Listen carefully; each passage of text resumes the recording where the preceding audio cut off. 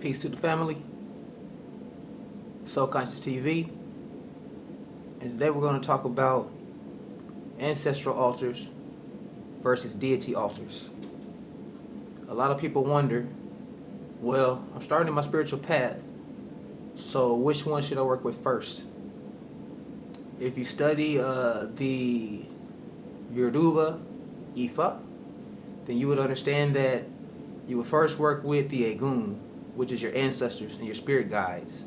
You would then work with Elegba or Elegua or Papa Elegba. Then you can work with the warriors and the rest of the Orishas, and then the divine. The same goes with any other pantheon that you work with.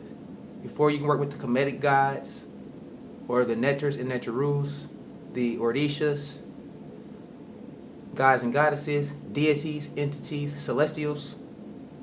It is always said in the spiritual world that you must first work with your ancestors, because your ancestors are basically your resume and your foundation.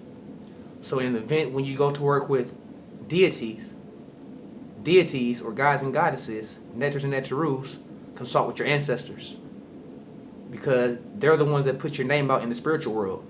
So if you haven't invested time properly in your ancestors and taking care of your ancestors, most of the time they will deny you and tell you to start working with your ancestors to build a relationship and a good strong foundation.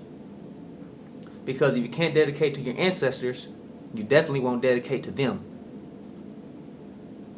So in dealing with that, you also have a thing what is called deposits in the spiritual world.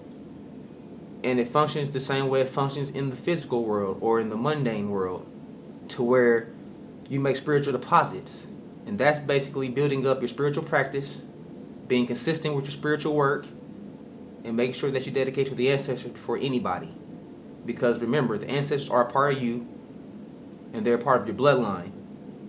In the area of magic, we deal with 3 magical types of energies.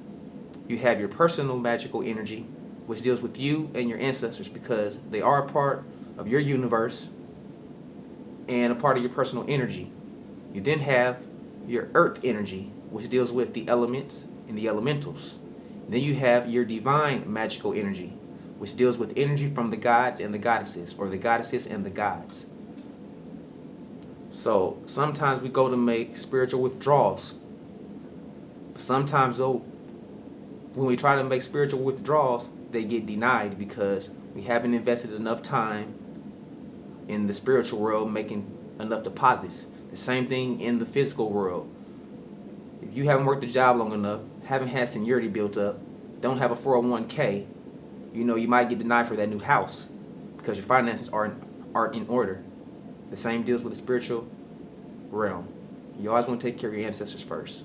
So to basically answer your question, ancestors versus deity, you should always work with the ancestors first. Ashe.